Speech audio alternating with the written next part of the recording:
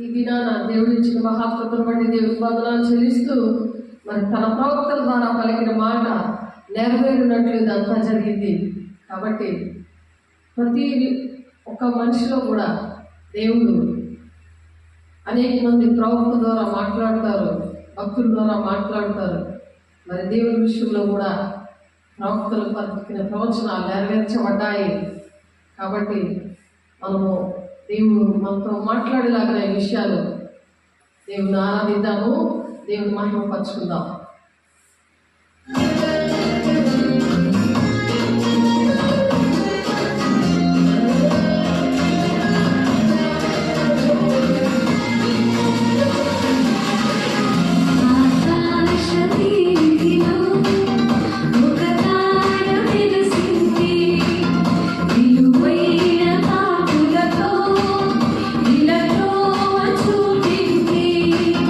ఆకాశమే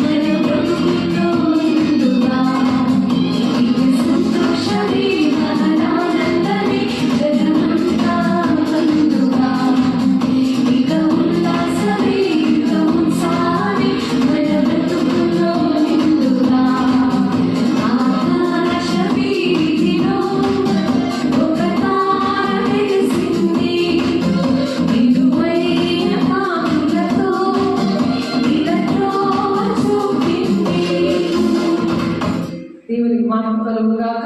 ఆమేన్. హల్లెలూయా. మత్తయి సువార్త చూద్దాము. చూడండి, మీకోసము దేవుడు మన కోసం మాట్లాడుతున్న మాటలు మనం విని దాన్ని గ్రహించి అలా నడవాలని దేవుడు ఆశపడి వినాన మనకి ఏర్పాటు చేసిన దినముల బట్టి దేవుడికి అనేకమైన కోట్లాది వందనాలు స్తోత్రాలు చెల్లిస్తూ దేవుడితో మనం మాట్లాడుతున్న మన ఒక భయంతో భక్తితో దేవుని దగ్గర ఒక తీర్మానంతో దేవుని మాటలు విందాము. మత్తయి సువార్త 1:23 ప్రభు తన ప్రవక్త ద్వారా పలికిన మాట. తన ప్రవక్త ద్వారా ప్రభు మాట్లాడుతున్నారు ఇక్కడ. ప్రభు తన ప్రవక్త ద్వారా పలికిన మాట నెరవేరినట్లు ఇదంతా జరిగాను. ఇమ్మానుయేలు పేరునకు భాషాంతరణ దేవుడు మనకు తోడని అర్థం. ఎవరు పుట్టారు మన కోసం? మన చింతలు, మన బాధలు, మన ఇబ్బందులు మనుషులు పట్టించుకోరు. మన పాపము, శాపము 3-4 తరాల వరకు తండ్రి దోషం కుమారుల మీదకి రప్పిస్తానని పదార్థంలో ఉన్న ఆ ఆజ్ఞని కొట్టివేసి మరి 1000 తరాల వరకు దీవెనకరంగా మనం ఉండాలని, ఆ శాపం నుండి పాపం నుండి విడిపించడానికి మనకు తోడు ఎవరైనా ఉన్నారా? జీవితాంతము మనం చనిపోయాక కూడా తోడుగా ఉండేది ఎవరు? దేవుడు ఒక్కడే. మనకు యుగగాలు జీవించేది ఎవరితోటి? దేవునితోటే మనం జీవించాలి. ఆ విషయం మర్చిపోయి మనం ఎప్పుడు కూడా ఏదైనా బాధ కలిగితే, ఎవరైనా బాధ పెడితే మాటల ద్వారా వాళ్ళు చేస్తానని చేయకపోతే, మనం ఎక్కువగా ప్రేమించిన వాళ్ళు మనకు దూరం అయిపోతే, వాళ్ళు మన మాట వినకపోతే, వారి బాధ్యతగా ఉండకపోతే మనం ఏడుస్తాం. కాబట్టి దేవుడు తోడుగా ఉన్నాడు అని మాట్లాడుతున్నారు. దేవుడి బిడ్డ నీతోటి నాతోటి మరి ప్రవక్తలు చెప్పారు. మరి ఈ ప్రవచనం నెరవేర్చబడ్డానికే ఆయన ఈ భూలోకానికి వచ్చాడు దేవుడుగా. ఇమ్మానుయేలు అని పేరు పెడతారు అని ప్రవక్తలు చెప్పారు. అనేక మంది ప్రవక్తలు. ఇదిగో కన్యక గర్భవతి అయి, కన్యక ఎక్కడైనా గర్భవతి అవుతుందా? అది ఎవరైనా ఆలోచిస్తే ఎలా ఉంటుంది? ఆలోచించండి. కుమారుని కన్ను ఆయనకి ఇమ్మానుయేలు అని పేరు పెట్టుదురు. పరిశుద్ధాత్మ శక్తి వలన ఆమె గర్భం ధరించింది. కన్య ప్రధానమైపోయిన ఆ కన్య పిల్లకి గర్భం ధరిస్తే భర్త ఏమనుకుంటాడు? తల్లిదండ్రులు ఏమనుకుంటారు? అత్తమామలు ఏమనుకుంటారు? కుటుంబం ఏమనుకుంటారు? కానీ కుటుంబాన్ని మరి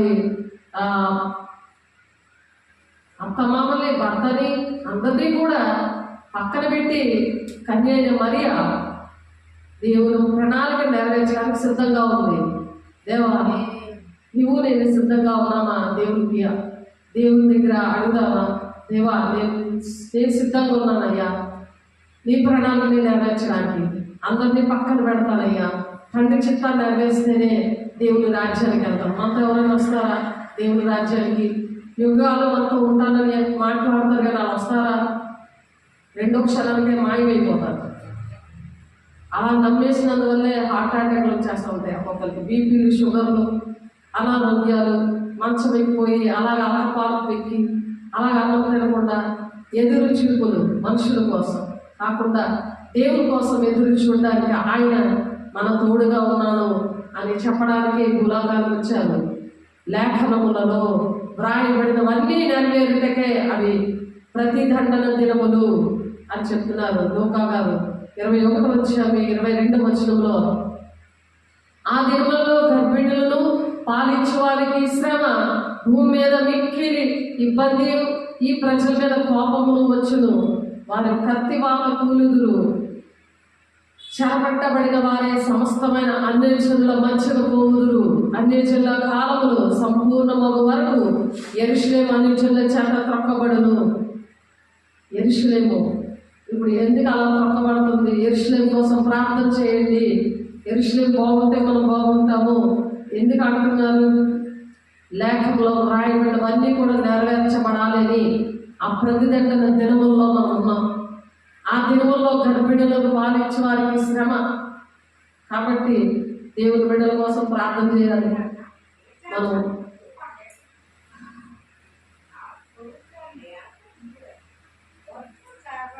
ఇవి ఏ దినాలంటే రాకడ దినాలన్నమాట. అప్పుడు యూదాలో ఉండేవారు కొండలకు పారిపోవలను, దాని మధ్య నుండి వారు వెలుపలికి పోవలను, పల్లెటూళ్ళలో వారు దానిలో ప్రవేశించకూడదు.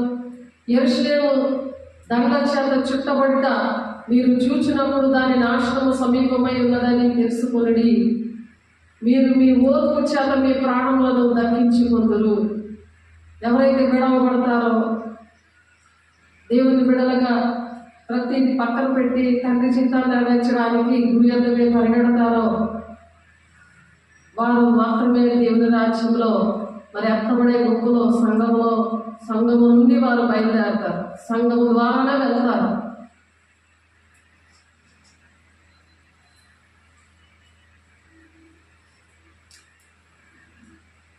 కాబట్టి అటువంటి వారు మనుషులందరి చేత కూడా ద్వేషించబడతారు. నా నామము నిమిత్తము మీరు మనుషులందరి చేత ద్వేషించబడతారు. యేసయ్య కూడా మనుషులందరి చేత ద్వేషించబడ్డాడు. ఇశ్రాయేలు ప్రజలు ఇప్పటి వరకు కూడా నమ్మకుండా ఉన్నారు. దానికి కారణం ఇదే.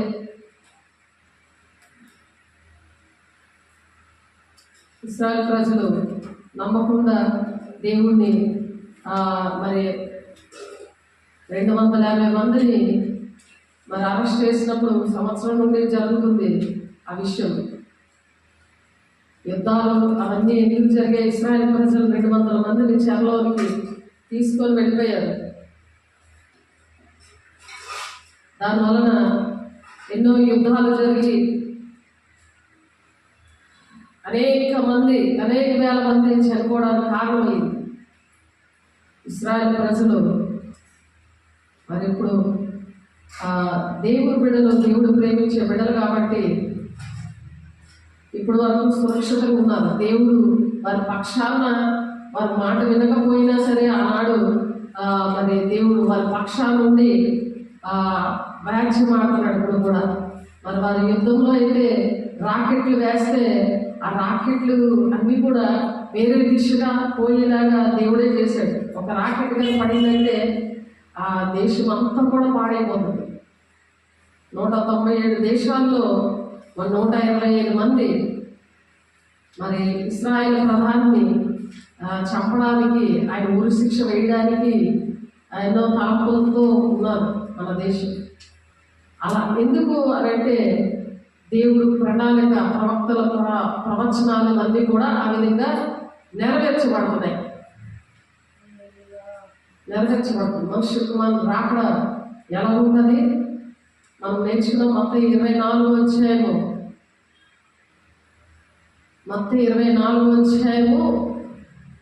27వ వచనంలో ఉంది ఆ మాట. దీని ముందు మనం నేర్చుకున్నాము. మెరుపు తూర్పును పుట్టి పడమ వరకు ఎలా కనబడనో అలాగ మనుషులు రాకడ ఉంటుంది. మనుషులు రాకడ ఆ విధంగా ఉంటుంది. కాబట్టి మనం ఆ విధంగా ప్రవచనాలు అన్నీ కూడా నెరవేర్పులోకి వస్తున్నాయంటే మనం చాలా జాగ్రత్తగా సిద్ధపడి ఉండాలి. దేవుని మాటలు వాక్యం అనేది బాగా తెలుసుండాలి. మనుషులతో కాకుండా దేవుడితో మాట్లాడే పరిస్థితులు మనకు ఉండాలి. దేవుడు మనతో మాట్లాడతాడు. ఎఫెసీ 4:13 ఉంది కదా, పరిశుద్ధులు సంపూర్ణులు అవ్వాలంటే, క్రీస్తు శరీరంలో క్షేమాభివృద్ధి జరగాలంటే కొంతమందిని ప్రవక్తలుగా, ఉపదేశకులుగా, కాపులుగా, బోధకులుగా, సువార్థికులుగా దేవుడు 5 పరిచర్యలు అనేవి ఇచ్చారు. కాబట్టి నా ద్వారా ఎవరు కూడా తండ్రి వద్దకు ప్రవేశించలేడు అని చెప్తున్నారు. కాబట్టి దేవుని దగ్గర నడిపించడానికి 5 పరిచర్యలు ఇచ్చారు. నా ద్వారా తప్ప ఎవడూ తండ్రి వద్దకు రాలేడు అంటున్నారు. బెంజమిన్ నెతన్యా గారు మరి ఆయన ఇశ్రాయేలు ప్రధాని నుండి 127 దేశాలు మరి క్రిమినల్ కోర్టులో అరెస్ట్ వారెంట్తో ఉన్నాడు. ఆయన ఎందుకు అంటే ప్రవక్తల ప్రవచనాలు అన్నీ కూడా నెరవేర్పు జరగడానికి దేవుడి భూలోకాలకు వచ్చి ఏవేవి జరగాలో అవన్నీ తండ్రి చిత్తం అన్నీ కూడా నెరవేర్పు జరిగిన తర్వాత ఆయన రావడానికి ఇష్టపడుతున్నారు. ఇశ్రాయేలు ప్రజలు మరి తీవ్రవాదులు హమాస్ వారు మరి ఏం చేశారు? 250 మందిని ఇశ్రాయేలు ప్రజల్ని మరి బందీలుగా తీసుకెళ్ళిపోయినప్పుడు మరి గాజాలో ఉన్న ఆ గ్రామం అంతా కూడా సర్వనాశనం అయిపోతుంది. ఎందుకంటే 67,000 మందిని మరి యుద్ధములో మరి ఈ ప్రధాని గారు చంపడం జరిగింది. అందుకని ఇప్పుడు ఆ కోర్టులో ఆ బెయిల్ అనేది లేకుండా మరి బెంజమిన్ నెతన్యాహు గారిని మరి ఆ విధంగా పెట్టడం జరిగింది. ఆయన ఇశ్రాయేల్ ప్రజల కోసమే ఆయన బాధపడతాడు. కానీ మరి ఆయన దేవుని రాజ్యానికి వెళ్తాడా? తండ్రి చిత్తము నెరవేర్చాడా? ఆయన అంతమందిని 4,500 రాకెట్లు హమాస్ తీవ్రవాదులు దేశంలో పడకుండా దేవుడు కాపాడేలాగా చేశాడు. ఆ తీవ్రవాదులు అన్ని రాకెట్లు వేసినప్పుడు హమాస్ తీవ్రవాదం 4,500 రాకెట్లు ఇశ్రాయేల్ దేశంలో వేసినప్పుడు అవన్నీ కూడా ఆ ఇశ్రాయేల్ దేశం చిన్న ప్రదేశం, కానీ ఇశ్రాయేల్ ప్రజలు ఎవరు దేవుడిని నమ్మలేదు. ఇంకా మెస్సయ్య వస్తాడని ఎదురు చూస్తున్నారు. అంత్యక్రీస్తు వచ్చాక ఆయనే వేసే అనుకొని వాళ్ళు 3.5 సంవత్సరాలు కూడా 3.5 సంవత్సరాలు వాళ్ళు ఆయనే దేవుడు అనుకొని ఈ అన్యాచారాలు, ఇవి ఆచారాలు, మరి పండుగలు ఇవన్నీ కూడా జరిపిస్తాడు. బైబిల్లో ధర్మశాస్త్రంలో ఉన్నవన్నీ కూడా, మోషే ధర్మశాస్త్రంలో ఉన్నవన్నీ కూడా అన్నీ పాటిస్తూ ఉంటాడు. ఈ ఇశ్రాయేల్ ప్రజలు మోషే నమ్మినట్లయినా యేసయ్యని నమ్మలేదు అని దేవుడు యేసయ్య బాధపడుతూ ఉంటారు. మోషే నమ్మినట్లయినా నమ్మలేదు, ఎందుకంటే వారికి కఠినమైన మనసు దేవుడే ఇచ్చాడు. అలాగే ఈ దినాల్లో కూడా కఠినమైన మనసు చాలా మందికి దేవుడు ఇచ్చాడు. ఎందుకంటే వాళ్ళు వినలేనప్పుడు కఠినమైన మనసే వాళ్ళకి ఉంటుంది. మాంసము ముందు రాదు. ఆ మాంసం ముందు ఉన్న వాళ్ళకి దేవుడు కష్టపడే గుంపులో వాళ్ళు ముందే వెళ్ళిపోతారు.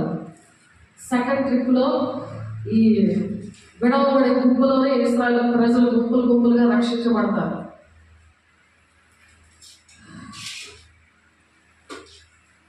యేసు ప్రభుని నోటుతో ఎవరైతే ఒప్పుకుంటారో దేవుడు మృతుల్లో నుండి ఆయనను లేపెనని నీ హృదయమందు విశ్వసించడలా నీవు రక్షించబడదు. హృదయంలో ఆయన ద్వారానే నాకు రక్షణ వచ్చింది, ఆయన రక్తము ద్వారానే నాకు రక్షణ వచ్చింది, ఆయన మన కోసం ప్రాణం పెట్టాడు, ఆయన పరిశుద్ధంగా జన్మించాడు అని ఎవరైతే ఆ ప్రవక్తలు ప్రవచనాలు నెరవేర్పులోకి వచ్చాయి, అందును బట్టి మనల్ని దేవుడు రక్షించుకున్నాడు. అన్ని చిదులుగా ఉన్న మనల్ని దేవుడు రక్షించుకున్నాడు. ఇశ్రాయేలు ప్రజలు వినకపోయినా ఇంకా వాళ్ళ పక్షాల నుండి ఆ 4,500 రాకెట్లు మరి ఆకాశంలోకి వెళ్ళి ఏదో ఒక దిశలో వెళ్ళిపోయి పడిపోయి, కానీ ఇశ్రాయేలు ప్రజల మీద మాత్రము పడలేదు, ఆ దేశంలో మాత్రం పడలేదు. దేవుడు అలాగ హమాస్ తీవ్రవాదుల నుండి కాపాడాడు.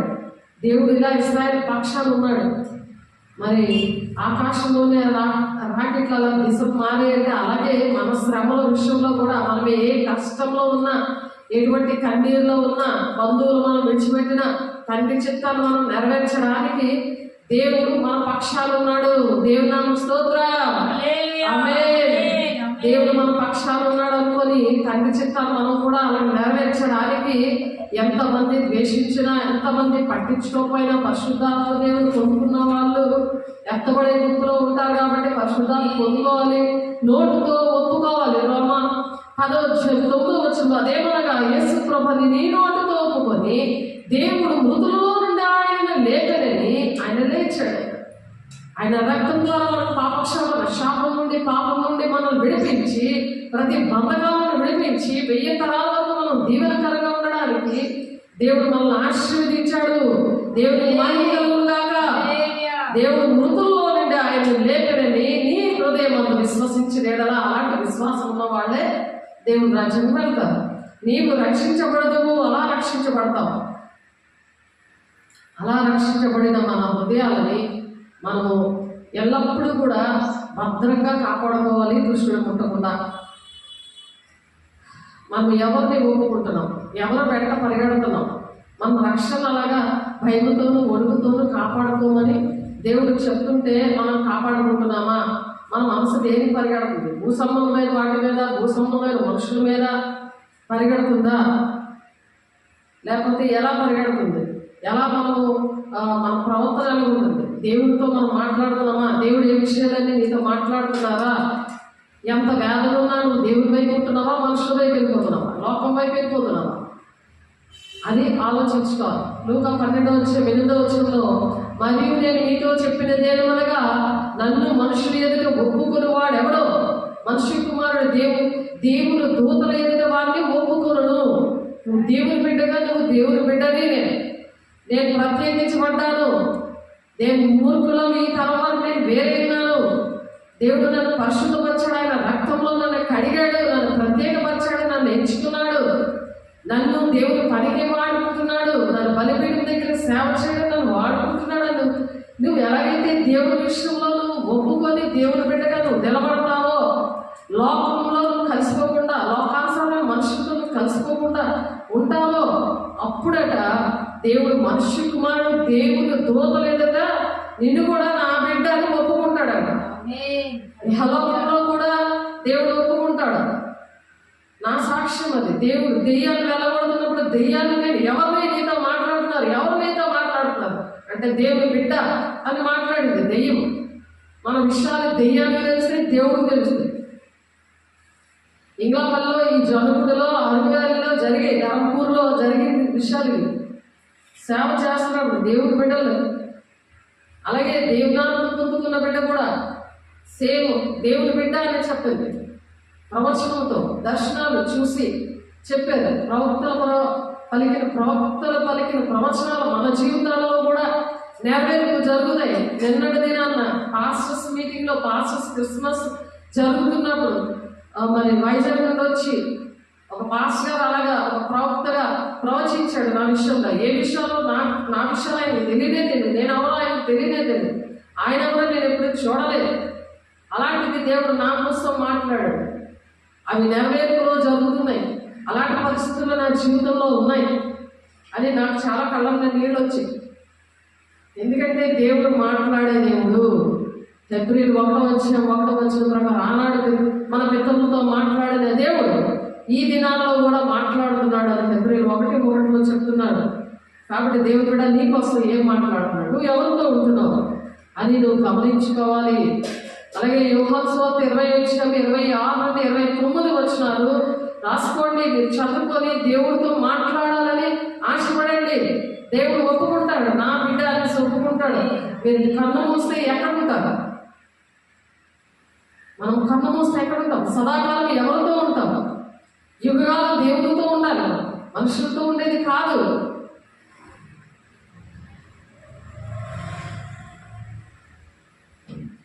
యేసు చనిపోయి మరి తన శిష్యులు, తనతో ఉన్న శిష్యులతో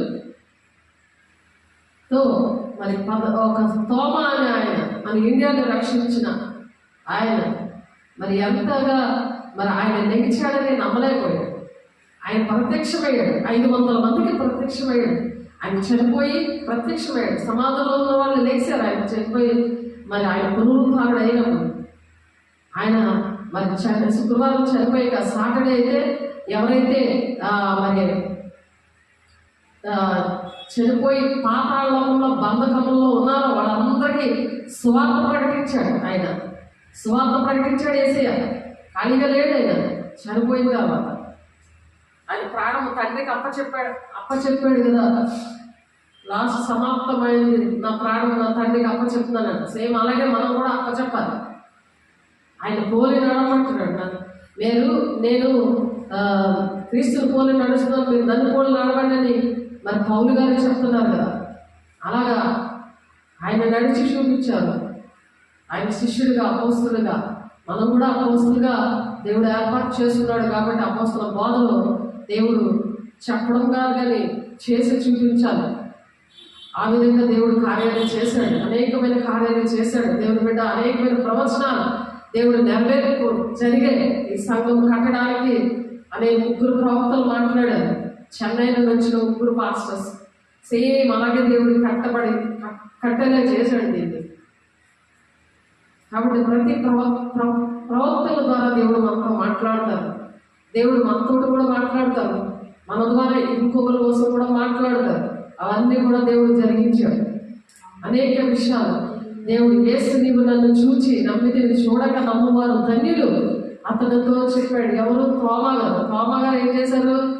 తోమను చూచి నీ వేలు ఇటు చూచి నా చేతులు చూడుము, నీ చేయి చాచి నా ప్రక్కలో ఉంచి అవిశ్వాసమే కాక విశ్వాసమై ఉండు అన్నాడు. నేను నీకోసం ప్రాణం పెట్టి మరలా నీ దగ్గర ఆ ప్రాణం పెట్టి నేను చూపించడానికి వచ్చాను. ఎందుకంటే నువ్వు అవిశ్వాసం ఉన్నావు కదా. చాలా మంది దేవుడు ఎన్నో కార్యాలు చేస్తారని మర్చిపోతారు.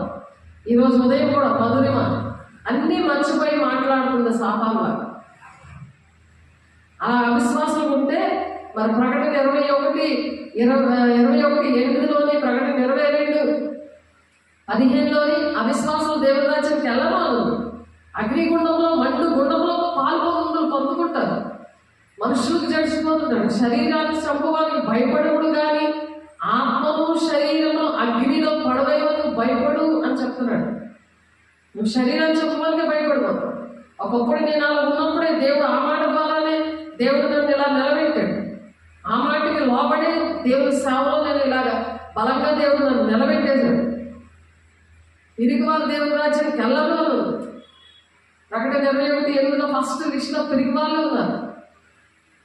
కాబట్టి పిరిగితనము దేవుని లక్ష్యం కాదు. నీతిమంతులు సింహంలాగా ధైర్యంగా ఉంటారు. దేవుని బిడ్డలుగా నువ్వు నీ రాజ్యాన్ని కట్టాలి, నీ కుటుంబాన్ని కట్టాలి, సంఘాన్ని కట్టాలి, దేశాన్ని కట్టాలి.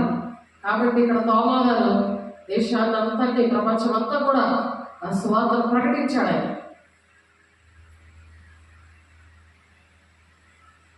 తోమగారితో చెప్తున్నాడు ఏంటి? నీ వేలు ఇటు చాచి నీ చేతులు చూడము, నీ చేయి చూచి నా పక్కలో ఉంచి అవిశ్వాసం కాక విశ్వాసమే ఉండము అని. అందుకు తోమ ఆయనతో నా ప్రభువా నా దేవా అని అంటున్నాడు. అప్పుడు గుర్తొచ్చాడు దేవుడు. యేసు నీవు నన్ను చూచి నమ్మితివి, చూడక నమ్మిన వారు ధన్యులు అని చెప్తున్నాడు. చూసి నమ్మిన వారు ధన్యులు కాదు, చూడక నమ్మ వాళ్ళే ధన్యులు. మనకి ఎంత ధన్యత ఇచ్చాడు ఆయన రక్తం ద్వారా కడిగి. మనం చూడకుండా నమ్మాం కదా. ఆలోచించండి. దేవుడు ఇచ్చిన ధన్యత్వాన్ని ఎప్పుడు కూడా మన రక్షణని కాపాడుకోవాలి. ఆయన మాటలు మనం విశ్వాసం కలిగి జీవించాలి. మరి అనేకమైన ఇతర సూచక క్రియలను యేసు తన శిష్యుల ఎదుట చేశాను. అవి ఈ గ్రంథమందు వ్రాయబడి ఉండలేదు కానీ యేసు దేవుని కుమారుడైన క్రీస్తు అని మీరు నమ్మునట్లును నమ్మి ఆయన నామమున జీవం పొందినట్లును ఇవి వ్రాయబడిను. మనకు జీవం కావాలంటే, మనము జీవించాలంటే, మన ఒంటిలో రక్తంలో వేసే రక్తము ప్రవహించాలి అంటే ఆ రక్తం ఉన్నవాళ్ళు మాట్లాడతారు. వేసే రక్తం వల్ల లేకపోతే మాట్లాడలేదు. పిరికితనమే ఎలుబడి చేస్తుంది. భూ సంబంధమైన వాటి కోసమే వెతుక్కుంటా పరిగెడతా ఉంటారు. కాబట్టి ప్రవచనాలు ప్రభు తన ప్రవక్త ద్వారా పలికిన మాట నెరవేరినట్లు ఇవన్నీ కూడా జరుగుతూ ఉన్నాయి. ఎందుకు మనం పిరికితనంగా లేము, నీతిమంతుల సింహంలా ధైర్యంగా ఉన్నామంటే ఆయన మనకు తోడు. ఆయన వచ్చాడు. అందుకని క్రిస్మస్ చేసుకుంటున్నాం. ఊరంతా కూడా ప్రపంచం అంతా పండగే. అందరి పండగ ఏదైనా ఉందంటే క్రిస్మస్ ఒకటే. ప్రపంచం అంతా చేసుకున్న పండగ ఏదైనా ఉందంటే ఒక క్రిస్మసే. కాబట్టి అందరి కోసము దేవుడు మాట్లాడతాడు. ఆయనకి పక్షపాతం అనేది లేదు. కాబట్టి యోహాను సువార్త 6వ అధ్యాయంలో కూడా ఒక మాట ఉంది చూడండి. యోహాను సువార్త 6వ అధ్యాయం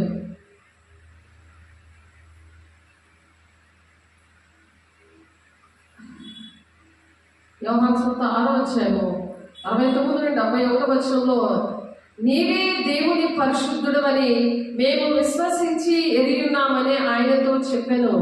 అందుకు యేసు, నేను మిమ్మల్ని 12గా ఏర్పరచుకోలేదా, మీలో ఒకడు సాతాను అని వారితో చెప్పాను.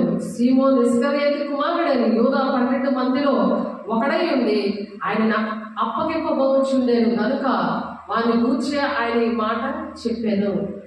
ఇస్కరియోతు యూదాలాగా యేసే శరీర రక్తము తీసుకుంటారు, యేసేని అప్పగించేస్తున్నారు. అలా మనం ఉన్నామేమో అని మన రక్షణ కాపాడుకోవాలి. తలకిందులుగా చనిపోతాడు ఇస్కరియోతు యూదా. ఆ డబ్బుతో భూమిని కొంటాడు, దానికి రక్తభూమి అని పేరు. ఆ ఇస్కరియోతు యూదాలా ఉన్నామేమో మనం ధనాపేక్ష కలిగి ఉంది, తండ్రి చిత్తాలు నెరవేర్చకుండా, అది మనం జ్ఞాపకం చేసుకోవాలి.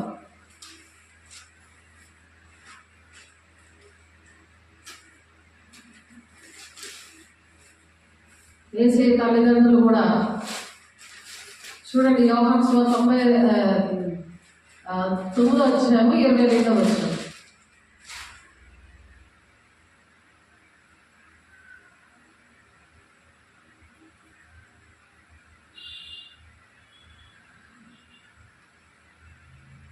ఒక గుడ్డివాడు ఉన్నాడు. గుడ్డివాడే పుట్టినని మీరు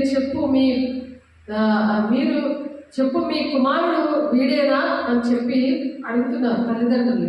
ఒక గుడ్డివాడిని దేవుడు స్వస్థపరిచాడు. అయితే ఇప్పుడు వీడు ఎలాగో చూచుచున్నాడని వారిని అడుగుతున్నారు, తల్లిదండ్రులను అడుగుతున్నాడు. వీడు ఎలా చూస్తున్నాడు. ఇప్పుడు వరకు పుట్టోడుగా ఉన్నాడు కదా, వీడు ఎలా చూస్తున్నాడు అని అంటే, అందుకు వారి తల్లిదండ్రులు, వీడు మా కుమారుడని వీడు గుడ్డివాడిగా పుట్టెనని మేమెరుగుదు, ఇప్పుడు వీడు ఎలాగ చూచుచున్నాడో ఎరుగవు. చాలామంది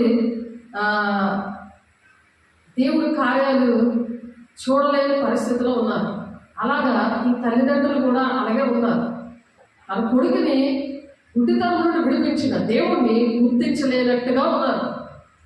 అనేకమైన కార్యాలు ఒక కుటుంబంలో, ఆ కుటుంబంలో ఒక వ్యక్తి ద్వారా దేవుడు చేస్తుంటే ఆ గుడ్డివారు లాగా ఉంటారు ఇంట్లో కుటుంబీకులు, వాళ్ళు గ్రహించలేరు. అలాగే ఇక్కడ తల్లిదండ్రులు తన కుమారుడు పుట్టి గుడ్డివాడిని బాగు చేస్తే దేవుడు గ్రహించకుండా ఉన్నారు. నీ కుటుంబం కూడా అలా ఉన్నదా? ఒకసారి ఆలోచించు. ఇప్పుడు వీడు ఎలాగో చూచుచున్నాడో ఎరుగము, ఎవడు వీడి కన్నులు తెరిచినా అదిగో మేము ఎరుగము. వీడి వయసు వచ్చిన వాడు వీనినే అడుగుడి, తన సంగతి తానే చెప్పుకోగలడని వారితో. మన విషయాలు మనమే చెప్పుకోవాలి, అంతేగాని మోగల్లాగా ఉండకూడదు. దేవుడు రక్షణ పొందుకున్నామంటే యేసే రక్తం ద్వారా దేవుడు మన శాపం నుండి పాపం నుండి విడిపించి, త్రాగుబోతుగానో లేకపోతే ఏ వేశ్యలాగో లేకపోతే ఏ ఏ ఏ గ్రామంలోనో ఏ పెంట కుప్ప మీద ఉండవలసిన జీవితాలు దేవుడు మరి మంచిగా ఒక రాకుమార్తెలాగా, ఒక రాకుమారులాగా చేశాడంటే మనల్ని దేవుడు అటువంటి ఆధిక్యత ఇచ్చాడంటే దేవుడు మాటలు ప్రకటించడానికి, మరి యుగాలు దేవుడితో ఉండడానికి దేవుడు ఒక ఆధిక్యత ఇచ్చాడంటే మనము మన కోసం గట్టిగా చెప్పాలి. దేవుడిని, నా దేవుడు బట్టి నేను ఇలా ఉన్నాను, నా దేవుడు ఇలాగ ప్రాణం పెట్టిన దేవుడు ఎవరైనా ఉన్నారా? నా కోసం ప్రాణం పెట్టాడు, నీ కోసం పెట్టాడు. కానీ నువ్వు ఆ గుడ్డితనంలో ఉండి నువ్వు తెలుసుకోలేకపోతున్నావు, నువ్వు మర్చిపోతున్నావు. ఎవరైనా మర్చిపోతారా? చెప్పండి. దేవుడు మనకు ప్రాణాత్మ దేహం, ఈ ప్రాణము ఉన్నదంటే ఎవరు? ఇలా మనం పోషిస్తున్నాడంటే ఎవరు? మరి విజయనగరంలో మరి ఒక వైరస్ వచ్చింది, ఒక ఆమె చనిపోయింది, తన భర్త సాక్ష్యం ఇస్తున్నాడు, వైరస్ వచ్చేసింది. మరి అటువంటి పరిస్థితుల నుండి ఎవరు రక్షిస్తున్నారు మనల్ని? దేవుడు రక్షించకపోతే మనం ఉంటామా? కాబట్టి వయసు వచ్చిన వాడట వాడే చెప్పుకుంటాడని తల్లిదండ్రులు చెప్తున్నారు. ఎందుకంటే తల్లిదండ్రులు తెలియదు. ఏదైనా మనం తింటుందా రుచేదో మనం చెప్తాం, కానీ తెల్లని వాడు చెప్పగలడా? అలాగా దేవుడు ఒక రుచి, ఆయన మన తోడే ఉన్నాడు అన్న విషయము మనం చెప్పగలం. మన తోడు లేడు, వాళ్ళు ఏమైనా చెప్తా నువ్వు వింటావా? వాళ్ళ మాట నీ మాట వాడు వినాలి. నీ మాట వాడు విని నీ వెలుగు వాళ్ళని ప్రకాశింపచేసి వాళ్ళకు కూడా దేవుడు తోడై ఉండేలాగా నీ కుటుంబానికి నువ్వు సహాయం చేయాలి. నువ్వు కుటుంబాన్ని ప్రేమించడం అంటే ఏదో తినేసి వచ్చేయడం కాదు, వాళ్ళతో గడిపేసి వచ్చేయడం కాదు. వాళ్ళు కూడా దేవుడి రాజ్యానికి రావాలి. నా తోడు దేవుడు ఉన్నాడంటే ఒక ఛాలెంజ్గా నిలబడాలి. చూడు దేవుడు నా తోడు ఉన్నాడు కాబట్టి నేను ఈ రోజు ఇలా ఉన్నాను. నన్ను దేవుడు ఇలాగా పోషించాడు, ఇలాగ ఆరోగ్యంగా ఉన్నాను, ఇలా పరిగెడుతున్నాను. నేను రేపు పొద్దున్న దేవుని రాజ్యం, దేవుడు అక్కడ బోర్ ఊదితే దేవుడు నాతో మాట్లాడుతున్నాడు కాబట్టి నేను వినగలను. నాకు వినగలిగే చెవులు, దేవుడు చూసే కళ్ళు నాకు ఇచ్చాడు. నేను రేపు పొద్దున్న సంఘం ద్వారా నేను వెళ్తాను. పెళ్లి కుమార్తె సంఘంగా ఎత్తబడే గుంపులో నేను ఉన్నాను.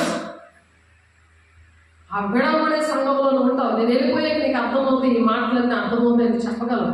ఆ రెండవ రాకడలో వచ్చినప్పుడు ఇశ్రాయేలు ప్రజలు కూడా ఆ విధంగానే ఉన్నారు. దేవుని బిడ్డ మరి వాళ్ళు రక్షించబడ్డారి కోసం, యెరూషలేము కోసం ప్రార్థన చేయమంటున్నారు. వాళ్ళ కోసం మనల్ని అందుకే యెరూషలేము కోసం ప్రార్థన చేయండి అని చెప్తూ ఉంటారు. కాబట్టి ఇప్పుడు వాడు ఎలాగ చూచుచున్నాడో ఎరుగము, ఎవడు వీరి కన్నులు తెరిచినా అదే మేము ఎరుగము.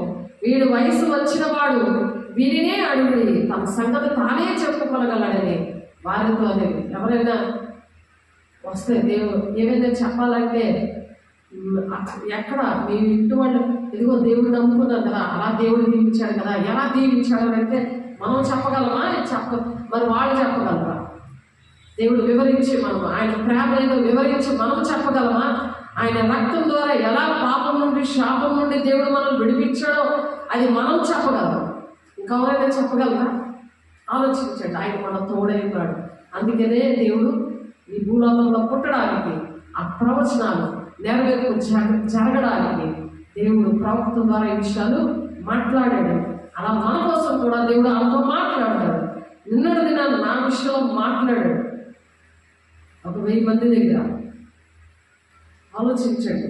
వారి తల్లిదండ్రులు యూదులకు భయపడి అలాగూ చెప్పిరి. ఎందుకనగా ఆయన క్రీస్తు అని ఎవరైనా ఒప్పుకొని నేడరా వారిని సమాజ మందిరంలోని వెలివేతమని యూదులు అంతగా మునుపు నిర్ణయించుకుని ఉన్నారట. ఇప్పుడు అటువంటి పరిస్థితులు లేవు కదా. ఇక్కడ ఎవరైనా దేవుని కోసం చెప్తే వెలివేసేస్తానని అన్నారంట. అందుకే ఆ తల్లిదండ్రులు భయపడి అలా చెప్పారు. నీకేమైనా భయం ఉందా? నేను ఎవరైనా వెలివేసేస్తానంటున్నారా? నువ్వెందుకు అలా సైలెంట్గా ఉంటున్నావు? వాళ్ళు చెప్పిన మాట వింటున్నావు, రక్షణను కాపాడుకుంటున్నావా? నువ్వు పోగొట్టుకుంటున్నావు కదా. వాళ్ళ కోసం ఇంకా పరిగెడుతున్నావు, వాళ్ళ కోసం భయపడిపోతున్నావు, వాళ్ళ కోసం ఆలోచించుకుంటున్నావు. యూదులైతే చంపేస్తారు ఆ తల్లిదండ్రులు. అందుకని చెప్పాడు. అందుకని ఎలాగ నా కుమారుడు ఎలా చూస్తున్నాడో, పుట్టిన ఆ గుడ్డివాడు ఎలా చూస్తున్నాడో నోరెప్పి సాక్ష్యం చెప్పలేకపోతున్నాడు. నువ్వెందుకు నీ సాక్ష్యం చెప్పలేకపోతున్నావు? ఆ సాక్ష్యం వల్ల నీ ఇంటి వాళ్ళు రక్షించబడతారు, నీ గ్రామంలో రక్షించబడతారు, నీ సంఘంలో వాళ్ళు, నీ దేశంలో వాళ్ళు రక్షించబడతారు. పరిశుద్ధాత్మ దేవుడు నీ మీదకి రాలేదు, అందుకని నువ్వు చెప్పలేకపోతావు. సహవాసంలో లేకపోతే పరిశుద్ధాత్మ దేవుడు ఉన్నాడు. ప్రార్థన సహవాసంలో 2 విరిచడం ఎడతెగక ఉండాలి. ప్రతి క్షణము కూడా దేవుడు లేకపోతే ఎండిని ఎడారి జీవితం అయిపోతుంది. ఆ జీవితం అలా ఎడారి జీవితంలా ఉంటే దేవుడు కార్యాలు వాళ్ళ జీవితాల్లో జరగకుండా ఆగిపోతాయి. వాగ్దానాలు ఆగిపోతాయి. అనేక వాగ్దానాలు ఉన్నాయి కదా, అది జరుగుతాయి కదా అని ఎదురు చూస్తున్నారు చాలామంది. కానీ ఆ ఎదురు చూపులన్నీ వ్యర్థమైపోతాయి. ఎందుకంటే దేవుని రాజ్యం కట్టడానికి మరి ఎవరికి భయపడకుండా శ్రమైన, ఖడ్గమైన, హింసైన, ఉపద్రవమైన దేవుని ప్రేమ నుండి నన్ను ఎడబాపునా అని పౌలు గారు చెప్పినట్లు మరి యూదులకి గుడ్డివారు భయపడి ఆ సాక్ష్యం చెప్పలేదు. దేవుని యొక్క మహిమను వివరించలేకపోయారు. ఎవరైనా ఒప్పుకొని లేడల వారిని సమాజ మందిరంలో నుండి వెలివెత్తిమని యూదుల తక మునుపు నిర్ణయించుకున్నారట. కావున వారి తల్లిదండ్రుల వాడు వయసు వచ్చిన వాడు వారిని అడుగుడని చెప్తున్నారు అనమాట. అందుకు అడగంటే ఆయన చెప్తాడు. ఎందుకంటే దేవుడు పిల్లలు చాలా గట్టిగా ఉంటారు, ఏది అడిగినా చెప్తారు, ఎవరికి భయపడరు. కాబట్టి పిరికి వాళ్ళు దేవుని రాజ్యానికి వెళ్ళడం ఉంది కదా. నువ్వు పిరికి దానిలాగా పిరికోళ్ళగా ఉన్నావు అనుకో, దేవుని రాజ్యంలో వెళ్ళకుండా నరకంలో వెళ్ళే లిస్టులో ఫస్ట్ లిస్ట్ ఏంటంటే పిరికి వాళ్ళు. అక్కడ 21:8 ఉందన్నమాట. తర్వాతే అవిశ్వాసం ఉంది. అవిశ్వాసంతోనే పిరికితనం వస్తుంది. నీకు విశ్వాసం ఉంటే గట్టిగా నిలబడతాం. దేవుని విషయంలో నేను దేవుని విషయంలో నాకు సంబంధం లేదు ఆ విషయంలో అది గట్టిగా నిలబడతాం. అన్యాచారాలు చేయకూడదు, పవిత్రంగా ఉండాలి. రామ 12వ అధ్యాయం 1-2 వచనాల్లో పౌలు గారు బతిమాలుకుంటున్నాడు. వినండి ఒకసారి. చాలాసార్లు చెప్పుకున్నాం. మరొకసారి వాక్యం అనే ఉదక స్నానం అనేది మనకి ఎప్పుడూ అవసరమే. మామూలు స్నానం ఎప్పుడు చేస్తాం, కానీ వాక్యం అనే ఉదక స్నానం. కాబట్టి సహోదరులారా, పరిశుద్ధులను దేవునికి అనుకూలమైన సజీవ యాగంగా మీ శరీరంలో ఆయనకు సమర్పించుకునని దేవుని వాత్సల్యమును బట్టి మిమ్మల్ని బతిమాలుచున్నాను. పరిశుద్ధంగా ఉండమంటున్నాడు. పరిశుద్ధంగా దేవుని అన్ని శరీరాలు దేవునికి సమర్పించుకోవాలి. దేవుని పనులే చేయాలి, దెయ్యం పనులు చేయకూడదు. అవి ఏ పనులు అంటే, మీరు ఈ లోక మర్యాదను అనుసరింపక, లోక మర్యాదను నా ఇంట్లో వచ్చి పెట్టుకోండి చక్కగా. దేవుడికి మర్యాద ఏముండదు, అవలంబిస్తున్నావు, సాధారణ మర్యాద ఇస్తున్నావు. మీరు ఈ లోక మర్యాదను అనుసరింపక ఉత్తమమును అనుకూలమును సంపూర్ణములైన దేవుని చిత్త మీద పరీక్షించి తెలుసుకున్నట్లు మీ మనసు మారి నూతన మొగడ వల్ల రూపాంతరం పొందండి. మళ్ళీ ఇంకో దేవుని యొక్క రూపంతో నింపబడాలంటే దేవుడు ఈరోజు మంచి అవకాశం ఇచ్చాడు. దేవుని నామ స్తోత్ర. దేవుని రూపంలో రావడానికి దేవుడు పిలిచాడు. దేవుని బిడ్డ ప్రతి ఒక్కరిని కూడా అందుకు పిలిచాడు. ఈరోజు మనం ప్రవక్తలు పలికిన ప్రవచనాలు నెరవేర్చబడ్డారు. దేవుడు నీతో ఉన్నాడు, నువ్వేందుకు భయపడుతున్నావు? రూపాంతరం పొందు అంటున్నాడు. రూపాంతరం పొందు అంటున్నాడు. లోక మర్యాదలను అనుసరించద్దు. నీ ఇల్లు దేవుని ఆలయంగా ఉండాలి, నీ ఒళ్ళు దేవుని ఆలయంగా ఉండాలి. శరీరం ఆత్మ రెండు పరిశుద్ధంగా ఉంటేనే దేవుడిని పట్ల ఇచ్చిన వాగ్దానాలు, ప్రవక్తలు పలికిన ఆ ప్రవచనాలు, ఆ వాగ్దానాలు దేవుని నెరవేర్పులోనికి రావాలంటే రూపాంతరం పొందాలి.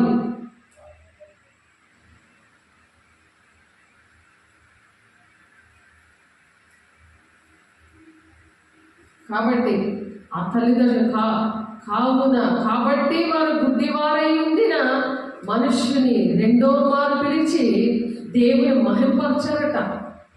ఆ గుడ్డివారిని పిలిచి ఏం చేశారట?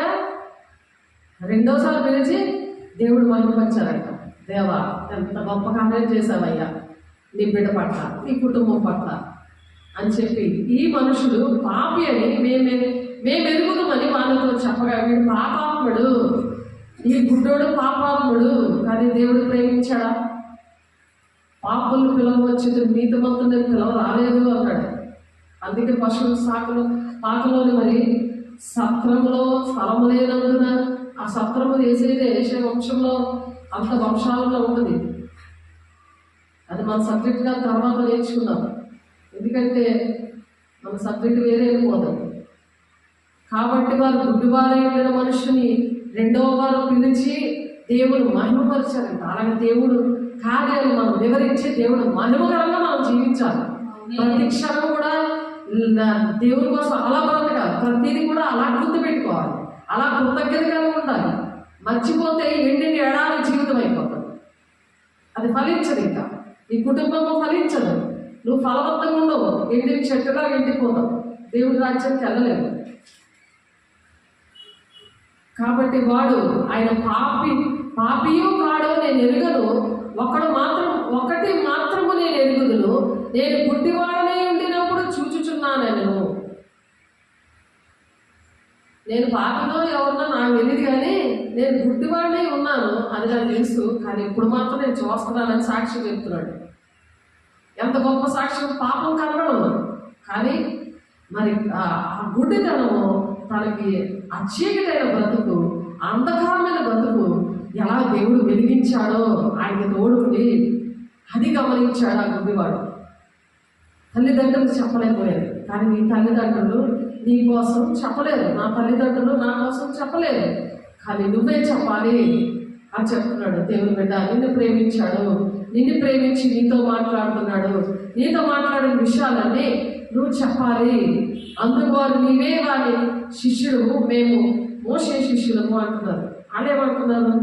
నువ్వు దేవుని శిష్యుడివి కాబట్టి మేమైతే మోషే శిష్యులు. యూదులు ఏమంటున్నారు? చంపేస్తామన్న వాళ్ళు భయపడిపోయి, తల్లిదండ్రులు భయపడిపోరు, కానీ ఈ గుడ్డివాడు మాత్రం భయపడలేదు. భయపడకుండా ఆయన మహిమ కార్యాన్ని వివరించి చెప్తున్నాడు. అప్పుడు ఈ కార్యాన్ని వివరించి చెప్పండి అంటే, అయితే నువ్వే చెప్పుకో, నువ్వే ఆయన శిష్యుడివి అని అంటున్నారు. మేమైతే మోషే శిష్యులం అంటున్నాం. యూదులు, ఇశ్రాయేలు ప్రజలు నమ్మలే. యేసు ఇచ్చినటువంటి కార్యాలు చేసినా నమ్మలేదు, ఇప్పటికీ నమ్మట్లేదు.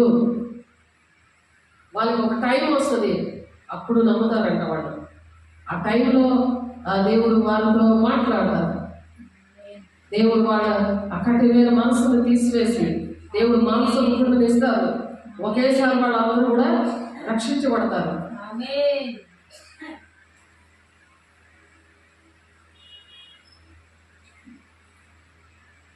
ఎక్కడుందంటే రోమన్ 11వ అధ్యాయం 25వ వచనంలో ఉంది. వాళ్ళు ఎప్పుడు రక్షించబడతారంటే,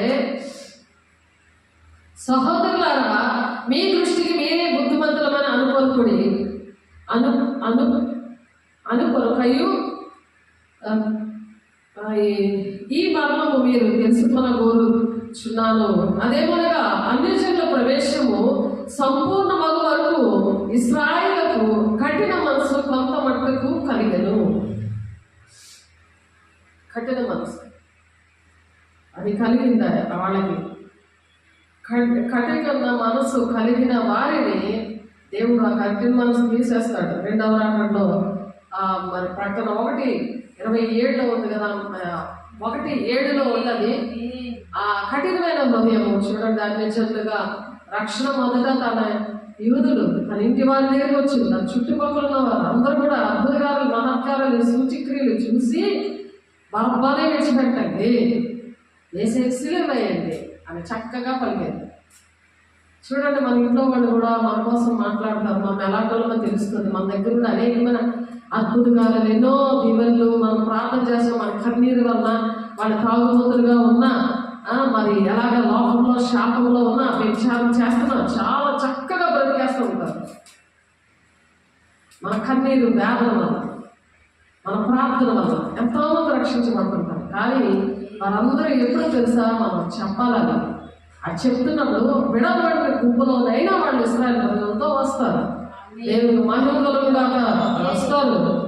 కాబట్టి మనం వినాలి, దేవుడి మాట వినాలి.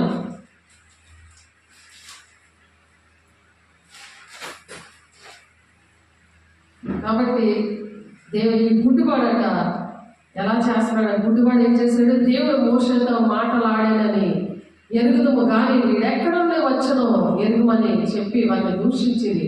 అందుకు ఆ మనుషుడు ఆయన ఎక్కడ నుండి వచ్చనో మీరు ఎరుగుకపోవట ఆశ్చర్యమే అయినను ఈయన నా కన్నులు తెరిచెను. దేవుడు పాపులు మనం ఆలకింపడని ఎరుగుదము. ఎవరు మనం ఆలకించడట? పాపుల మనమే ఆలకించాడు. దేవుడు తోడు ఎవరిలో అయితే ఉండరో వాళ్ళు మనం ఇంకా ఆలకించడు. దేవుడు తోడని ఆయన ప్రవచనాలు నెరవేర్పు కోసము ఆయన వచ్చాడు కదా. నీ తోడు ఉంటే నీ ప్రార్థన వెళ్తుంది. ఎప్పుడైతే దేవుడు తోడుని విడిచిపెట్టావో ఆయన ఏం చెప్తున్నాడు? 30 అందరూ ప్రార్థనలు ఎదుగుతాయి అనుకుంటున్నారు కదా. మరి చదువుతున్నప్పుడు ఏ పత్రిక చదువుతున్నాము? రోమా పత్రిక, యోహాను రాసిన పత్రిక 9వ అధ్యాయము 31వ వచనంలో 31వ వచనంలో అందరూ ప్రార్థన వెళ్ళిపోతుందని అనుకుంటున్నారు. దేవుడు పాపులు మనమే ఆలకింపడని ఎరుగుదము. ఎవడైనా దైవభక్తుడే ఉండి ఆయన చిత్తము చెప్పున జరిగించినడలా ఆయన వారిని మనమే ఆలకించును. తండ్రి చిత్తాన్ని నెరవేరుస్తూ తండ్రికి సాక్షిగా ఉంటూ దేవునికి ఇష్టంగా ఉన్నా అప్పుడు నీ మనం ఆలకిస్తారు. దేవుని బిడ్డగా ఉండాలి. అనుక్షణం కూడా మన రక్షణ అందుకు కాపాడుకోవాలి. ఈయన దేవుని యొద్ద నుండి వచ్చిన వాడు కానీ ఎడల ఏమీ చేయలేరని వీరితో చెప్పాను. అందుకు వారు నీవు కేవలము పాపకై పుట్టినవాడము, నీవు మాకు బోధింపవచ్చిదివా అని వారితో చెప్పి వారిని వెలివేశారు. పరిసయ్యులు వారిని వెలివేశారని యేసు విని వారిని కనుగొని నీవు దేవుని కుమారుని యందు విశ్వాసం ఉంచుచున్నావా అని అడిగాను. అందుకు వాడు ప్రభువా నేను ఆయన విశ్వాసం ఉంచుటకు ఆయన ఎవడని అడుగుగా యేసు నీ వాయును చూచుచున్నావు, నీతో మాట్లాడుచున్నవాడు ఆయననే. ఆయన ప్రత్యక్షమయ్యాడు. నువ్వు ఎప్పుడైతే వెలుగైపడతావో దేవుడు నీకు ప్రత్యక్షమైపోతాడు, నీకు ఇంకా దగ్గర అయిపోతాడు.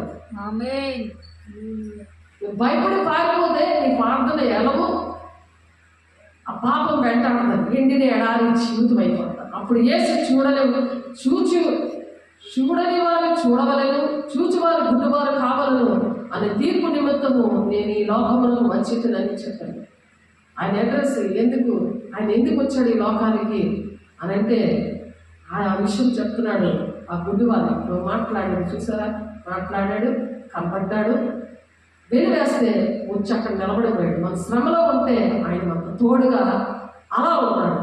అలా తోడుగా మనుషులు తోడు కావాలా, నీకు దేవుడు తోడు కావాలా? దేవుడు రాజ్యం వెళ్తావా నువ్వు, లేకపోతే మనుషులతో ఇక్కడ ఎత్తబడే గుంపులో వెళ్ళకుండా ఉండిపోతావా? రక్షణ అందుకే భయంతో వణుకుతూ కాపాడుకోమంటున్నారు. ఆయన యుద్ధంలో ఉన్న పరిశైలలో కొందరు ఈ మాట విని మేము గుడ్డివారమా అని అడిగారు. ఈ మాటలు వాళ్ళు ఉంచుకున్నారు, మేము గుడ్డివారమా? అందుకు యేసు, మీరు గుడ్డివారైతే మీకు పాపము లేకపోవును, కానీ చూచుచున్నామని మీరు ఇప్పుడు చెప్పుకొనుచున్నారు కనుక మీ పాపము నిలిచి ఉన్నదని చెప్పాడు. ఎందుకంటే ఒప్పుకోకపోతే ఆ పాపం అలాగే నిలబడుతుంది. మేము చూస్తామని కళ్ళున్నాయి, ఎందుకు ఏం రాదు? దేవుడి విషయాలు నువ్వు అర్థం చేసుకోకపోతే నువ్వు గుడ్డివాడి కింద లెక్క. కాబట్టి నువ్వు మీ పాపములు నిలబడి ఉన్నాయి అని చెప్తున్నాడు. పాపము నిలబడి ఉంటే మంచిదా, పాపములు కొట్టేస్తే మంచిదా? కొట్టేయాలంటే అస్తమాటి మనం సరి చేసుకోవడానికే వాక్యం అనే ఉదక స్నానం చేసుకోవాలి. దేవుడు ఈ మాటలు దీవించుగాక. ప్రార్థన చేసుకుందాం. పరిశుద్ధుడా, ప్రేమ గల దేవ, అభిషేకుడా, నీ కృపగల నామలో, నీ మహిమగల నామలో అయా తండ్రి మాతో మాట్లాడావయ్యా. తండ్రి నాయన ప్రవచనాలు అయా నెరవేర్పులోనికి రావడానికి దేవా, నీ బిడ్డని తీసుకొచ్చో నాయన, నీ కుమారుని తీసుకొచ్చో ప్రభా. మా కుమారులు, మా కుమార్తెలు, మా కుటుంబాలు ప్రభా రక్షణ పొందుకోవాలంటే అయ్యా మేము పాపమును విడిచిపెట్టాలి. అనుక్షణము నాయన వాక్యమునే ఉదక స్నానంలో మేము అయినా నీతో కలిసి మేము జీవించాలి. లేకపోతే ఎండిన ఎడారి బ్రతుకులో మేము ఉండడానికి కాదయ్యా మిమ్మల్ని నమ్ముకున్నది ప్రభా. మా రక్షణ మేము నాయన భయంతోను వణుకుతోను మా రక్షణ మేము అంతవరకు కాపాడుకోవాలి నాయన. అప్పుడే జీవ కిరీటం అంటున్నాం అయ్యా. అయా నా తండ్రి నాయన ప్రకటన 2:10 అయా మీరు జీవ కిరీటం ఇస్తారంటారు ప్రభా. మీరు నాయన రారాజు బిడ్డగా వచ్చారు నాయన, రాజుగా మీరు ఉండాలి ప్రభా. నా కుమార్తెలుగా, నా కుమారులుగా మమ్మల్ని నాయన ఏర్పాటు చేసుకున్నారు దేవా. మా బిడ్డల్ని, మా కుటుంబాలని నాయన, మా దేశాన్ని అయా ప్రపంచాన్ని మీరు కాపాడడానికి, విషయంలో కాపాడడానికి అయా మా ప్రార్థనలు ఆయన అయా చేయడానికి మీరు అవకాశం ఇచ్చారయ్యా మాకు తండ్రి. అయా మేమేంచి లేని వారు, పాపంలో చీకటిలో బంధకాలంలో ఉన్న వారిని వెతికి రక్షించుకున్నావు ప్రభా తండ్రి. అయా మా కోసం భూలోకానికి మీరు వచ్చారు ప్రభా. అనేక మందికి నాయన అయా ఈ లోకానికి పండుగ అయా జరుపుకుంటున్నామయ్యా. మన పండుగ ఏంటో నేను వివరించి చెప్పడానికి మీరు ఇచ్చిన కేవలం కృపను బట్టి వందనాలు. మీరు మాట్లాడారయ్యా, మాతో వందనాలు ప్రభు. అయా నా తండ్రి, నేను ఎటువంటి శ్రమలోనైనా మీరు ప్రత్యక్షం అవుతారు, మాట్లాడతారు, విడిపిస్తారు నాయన నీ కోసం నిలబడడానికి. అయా కౌసలేన ఆత్మతో మమ్మల్ని నింపండి, నీ మహిమతో నింపండి. మీరు నడిపిస్తేనే బ్రతుకుతామయ్యా. మీరే అధ్యక్షత వహిస్తున్నారు, మీరే నడిపిస్తున్నారు, మీరే మహిమ పొందుకుంటున్నారు. మీకే కోట్లాది వందనాలు చెల్లిస్తూ తీర్మానం చేసుకున్న బిడ్డలని నా బిడ్డ దీవులతో మీ ఆశీర్వాదంతో కుమ్మరిస్తున్నాను. నీ మహిమతో మీరు నింపుతున్నాను అయా. మీ మీద దృష్టి నుంచి నేను ఆలోచన చెప్తాను, నడవలసిన త్రోవను బోధిస్తానని చెప్తున్నా దేవా. అయా దృష్టిని ముట్టకుండా మీరు అయా భద్రపరుస్తున్నారు దేవా. మీరే మహిమ పొందుకుంటున్నందుకు అయా ప్రతి నాయన నీ బలమైన వస్తాలో పెడుతుంది. మేము నాయన అయా తండ్రి నీ చేయి పట్టుకొని నడవడానికి మా తోడు ఉన్నామని మీ రోజు మాట్లాడారు ప్రభా. అయా మా పట్ల నీ ప్రవచనాలన్నీ, మా పట్ల వాగ్దానాలు యేసు నామములో నెరవేర్చబడాలిగా. అయా నీ మహిమతో మమ్మల్ని నింపి, నీ అభిషేకంతో నింపి, ఆటంకపరుస్తున్న ప్రతి దురాత్మ శక్తులారా యేసు నామములో కాలిపోవులుగా, మహిమ గల నామములో కాలిపోవులుగా, ఈ శక్తి గల నామములో కాలిపోవులు. మంచి సాక్ష్యాలుగా మమ్మల్ని నిలబెట్టుకుంటున్నాను, మహిమ పొందుకుంటున్నాను మీరే నాయన. అధ్యక్షత ప్రతి విషయంలో మీరు ఉంటున్నాను, మా శిరస్సుగా మీరు నడుస్తున్నాను. మీకే కోట్లాది వందనాలు స్తోత్రాలు చెల్లిస్తూ యేసే పరిశుద్ధ నామములో బ్రతిమలాడి పెట్టుకుంటున్నాం తండ్రి. ఆమేన్. తండ్రి యొక్క దీవెన, కుమారుని యొక్క కృప, పరిశుద్ధాత్మ యొక్క సహవాసం చేతులెత్తిన ప్రతి ఒక్క బిడ్డకి నాయన, మరి తీర్మానం చేసుకుంటున్న ప్రతి ఒక్క బిడ్డకి దేవుడు నా తోడే ఉండాలి. నా తోటి మనుషులు కాదు, దేవుడు తోడే ఉండడానికి మానియాలిగా మరి నా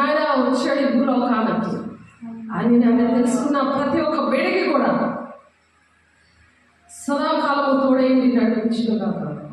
ఆమేన్. దేవునికి మహిమ కలుగుగాక. ఆమేన్. God bless you. దేవుడు దీవించి ఆశీర్వదించుగాక. ఆమేన్. ఆమేన్. ఆమేన్.